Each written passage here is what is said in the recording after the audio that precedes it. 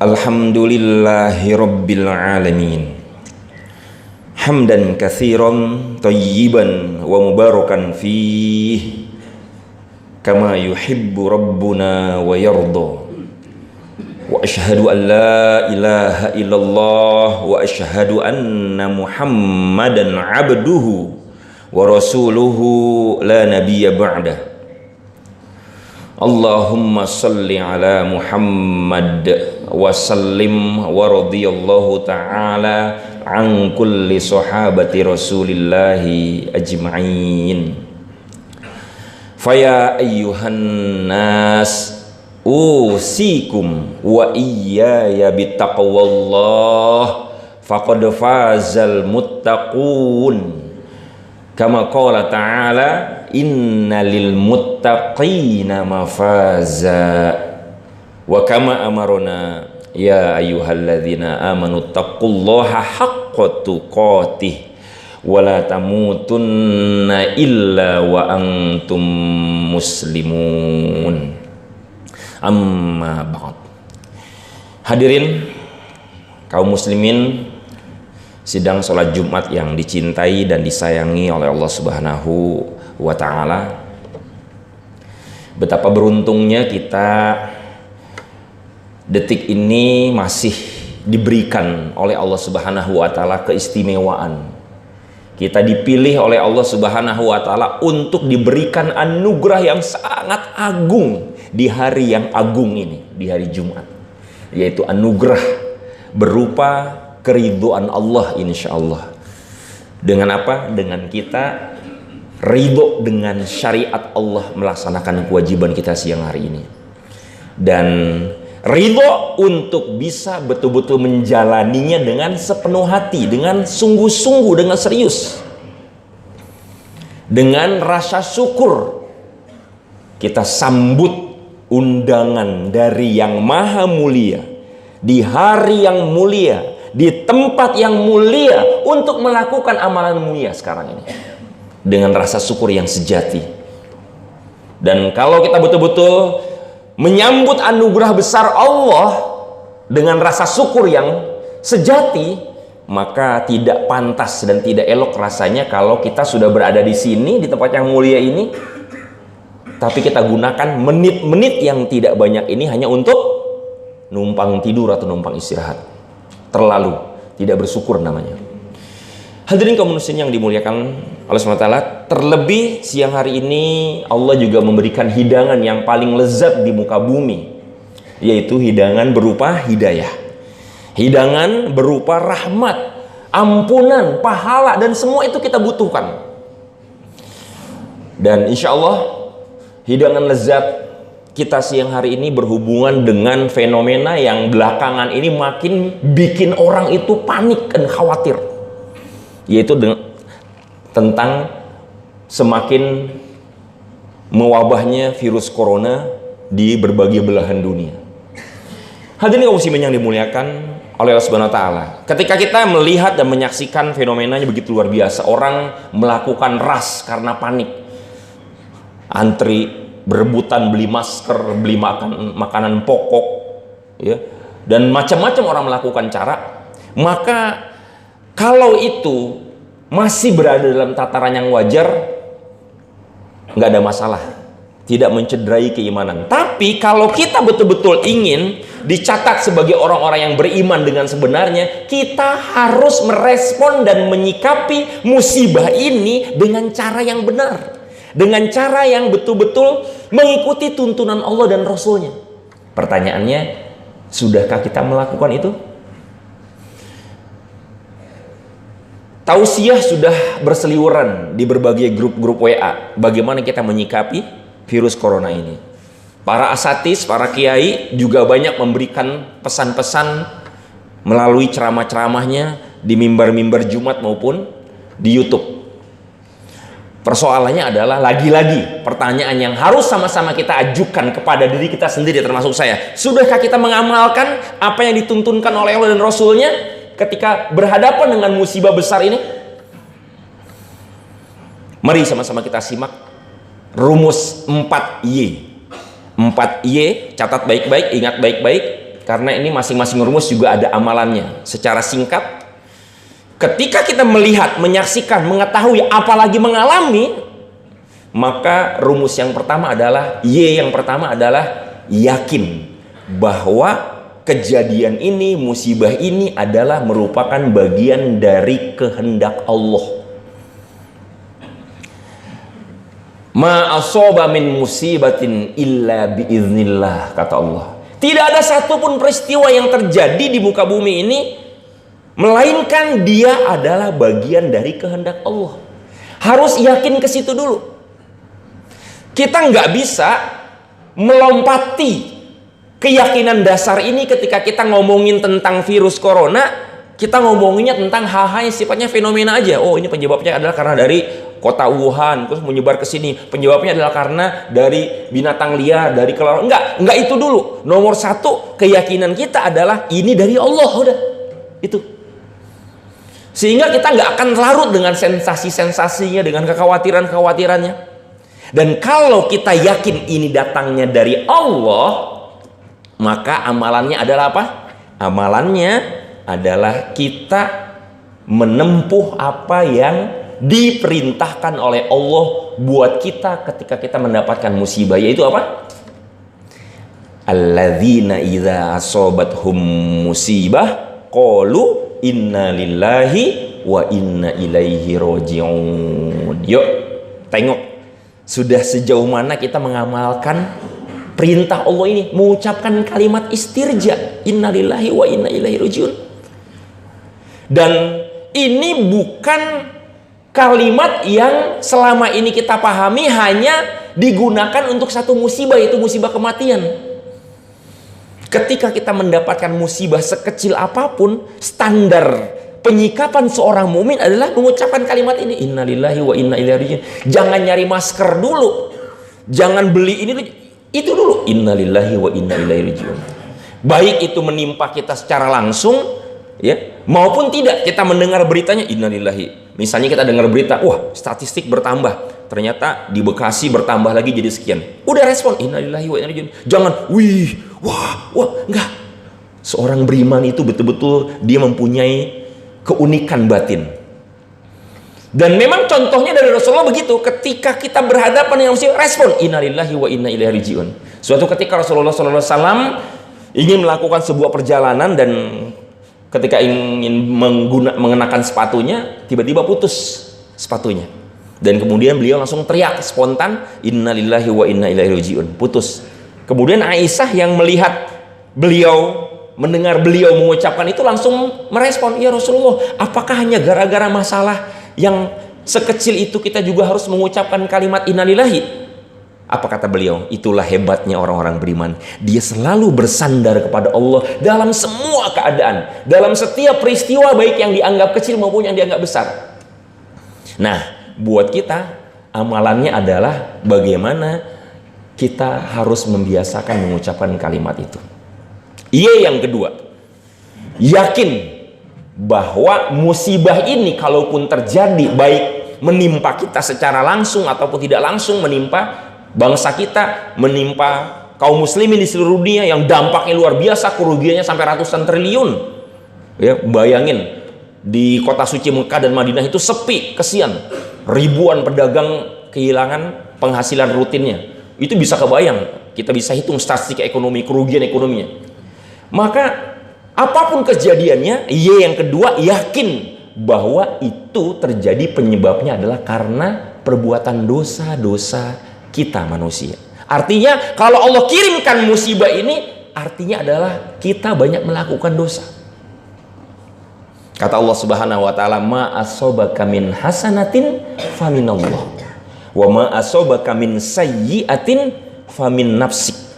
Apapun peristiwa yang buruk yang menimpa kalian, kejadian apapun, itu pasti penyebabnya karena dosa. Maka amalannya apa? Yang kedua ini, kita harus merespon dengan memperbanyak taubat, memperbanyak istighfar. Astagfirullahaladzim, astagfirullahaladzim. Tingkatkan jumlah dan frekuensi effort kita untuk bertobat, itu harus dilipat gandakan. Memperbanyak taubat setelah sholat, ya, di perjalanan, lagi antri, lagi nyetir, banyak sifat astagfirullahaladzim, astagfirullahaladzim, astagfirullahaladzim. Kenapa? Karena taubat itu adalah jaminan. Faqultu astaghfiru rabbakum innahu kana ghaffara yursilis samaa'a 'alaikum midrara. Allah menjamin istighfar ini adalah kunci dari penghilang berbagai macam kesulitan. Man aktsarul istighfar, barang siapa yang berbanyak istighfar, kata Rasulullah SAW, maka akan dibukakan kemudahan dari setiap kesulitan. Akan dibukakan pintu-pintu kemudahan dari setiap kesulitan. Akan dihilangkan berbagai macam keresahan, kecemasan, kegalauan, kekhawatiran. Dan akan didatangkan rezeki pertolongan yang tidak disangka-sangka. Y yang kedua, memperbanyak taubat amalannya. Y yang ketiga, yakin bahwa cuma Allah yang bisa menolong satu-satunya. Dan keyakinan ini harus menghujam. Nah, tapi bentuk keyakinan kita itu ada atau tidak, menghujam atau tidak, harus dilihat secara konkret. Ada buktinya. Itu apa? Kita betul-betul secara eksplisit memang minta tolong sama Allah, menyatakan secara langsung dengan meminta tolong kepada Allah Subhanahu wa taala. Dengan apa? Dengan berdoa.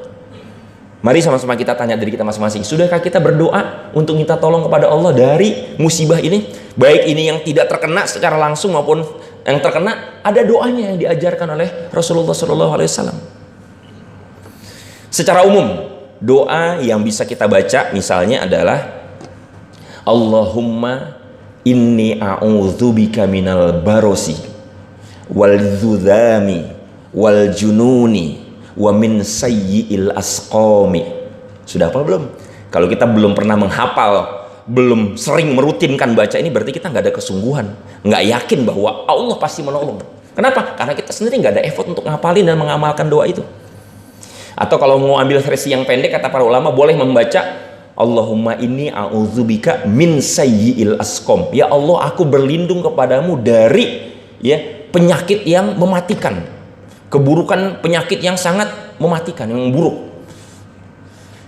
Dan doa-doa yang lain yang harus kita baca diantaranya adalah seperti yang diriwayatkan oleh Abdullah ibnu Utsman bin Affan, anaknya Utsman bin Affan. Beliau meriwayatkan salah satu hadis yang berisi doa. Beliau mendengar ucapan dari Rasulullah SAW, barang siapa yang membaca sebuah doa, Bismillahilladzi la yadurru ma'asmihi syai'un fil ardi wala fis sama wa huwas sami'ul alim. Ketika dia baca itu 3 kali di pagi hari, maka sampai sore harinya dia tidak akan terkena bencana, bala, musibah apapun. Dan ketika dia baca di sore hari 3 kali, maka dia tidak akan terkena bala sampai keesokan harinya. Dia tidak akan terkena bencana apapun yang mengerikan. Suatu ketika anaknya anaknya Utsman bin Affan ini mengalami sakit lumpuh, seperti lumpuh sebagian dari badannya, kayak semacam stroke itulah.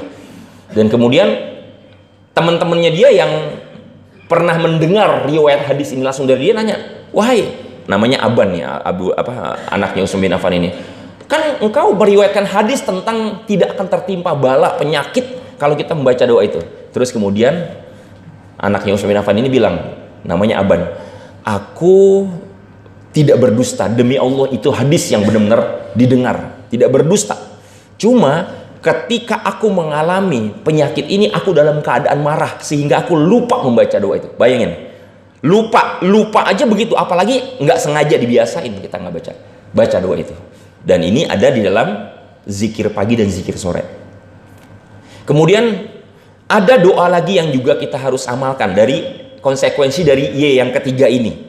Yakin bahwa Allah yang bisa menolong, hanya Allah yang bisa menolong, yaitu dengan membaca doa a'udzu bikalimatillahi tammah min syarri ma khalaq. Ketika kita mau datang kemanapun, ya jangan kepikiran, saya harus siap masker nih. Enggak, baca itu dulu. Mau ke mall kalau memang harus terpaksa, ke tempat-tempat umum ya, kalau terpaksa. Sebaiknya kita memang melakukan preventif, dan itu adalah merupakan bagian dari syariat Islam juga. Ketika ada wabah, kita harus melakukan karantina, menghindar, menjauh, betul itu, tidak salah. Tapi yang paling pokok standarnya adalah baca doa itu. Hadirin jazakumullah. Dan banyak doa-doa yang lain yang bisa kita baca diajarkan oleh Rasulullah SAW. Apalagi yang kalau sudah terkena musibah ya, terkena musibah, jadi korban. Dan ini tidak hanya berlaku untuk virus corona ya, untuk musibah apapun, penyakit apapun, kita diajarkan untuk berdoa. Ya, di antaranya adalah Allahumma rabbanas adhibil ba'sa isfi anta syafi la shifaa illa shifa'uk sifaan la yughadiru. Apalin, orang beriman kalau nggak sampai apal doa ini berarti luar biasa sombongnya dia kepada Allah, nggak minta sama Allah. Atau kalau sampai udah ada yang terkena penyakitnya parah betul ya, sampai terkena wabah itu seperti yang dialami oleh Nabi Ayub, baca doa yang lebih spesifik lagi. Kalau betul-betul terkena ya, kalau ada yang korban corona boleh dikasih tahu hadis ini. Tuntunan Allah adalah seperti yang diucapkan oleh Nabi Ayub. Allahumma anni massaniya durru wa anta arhamur rahimin. Bayangin Nabi Ayub itu terkena wabah, semacam penyakit kulit yang parah sekali, dan kemudian Allah bukan hanya sembuhkan penyakitnya, tapi Allah kembalikan keluarganya, hartanya normal lagi.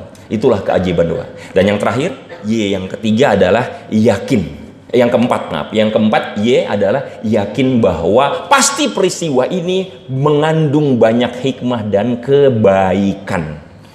Amalannya apa?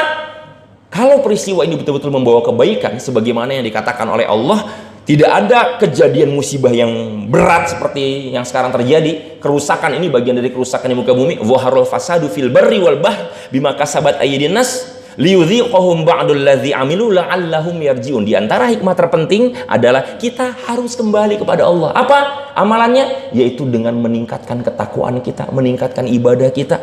Secara konkret, kita yang tadinya sholat nggak pernah ke masjid, lebih rajin ke masjid. Kita yang tadinya jarang sholat rawatib, getolin sholat rawatib. Kita yang nggak pernah sholat tahajud, paksa diri kita sholat tahajud. Itu hikmah yang terbaik.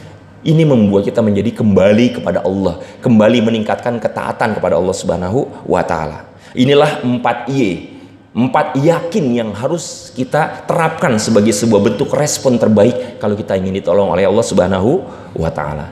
Barakallahu li wa lakum bil Qur'anil azim wa nafa'ani wa iyyakum bima fihi minal ayati wa dzikril hakim fataqabbala minni wa minkum tilawatahu innahu huwas samiul alim wa astaghfirullahal azim li wa lakum fastaghfiruh innahu huwal ghafurur rahim.